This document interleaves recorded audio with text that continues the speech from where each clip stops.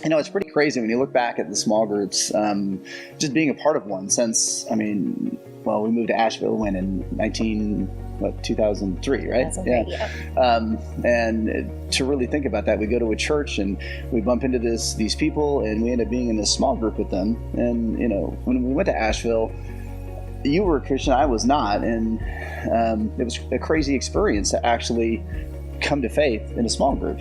Yeah, what was your experience about that whole thing? Because that was the first time you'd been in small groups too, right? Yeah, absolutely. I think especially being new to the area and being new to a church, not knowing anybody, getting involved with a group of people that really became our people. They became our friends. They became our support.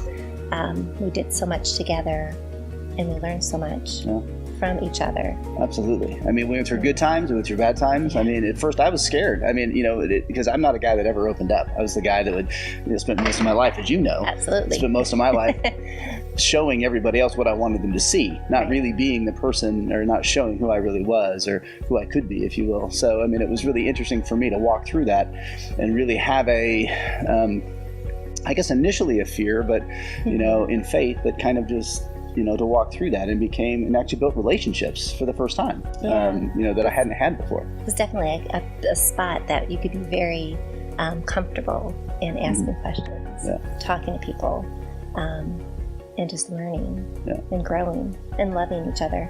Definitely. And that's, for me, the fear of not knowing the Bible, having just at 37 just come to faith and just know who Jesus is. And I felt, gosh, but they never made me feel bad about not knowing where something was in the Bible, or that I didn't know this verse or whatever it was. And so, for me, it was a huge relief to know that here were friends, people that didn't judge me for what I did know or didn't know, or what I said or didn't say, or any of that stuff. And wow, I don't know. It was just, it was something else too. And some of the good times, we had some great times. Absolutely. In that group. We also had some really tough times. Yeah.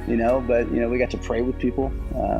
I think that's probably one of the best parts, is the praying for people, because you really get to see what people are going through, and to have that safe zone to talk about things that you might not share with somebody, but know that you've got a group of friends that are really praying for you and praying with you through things.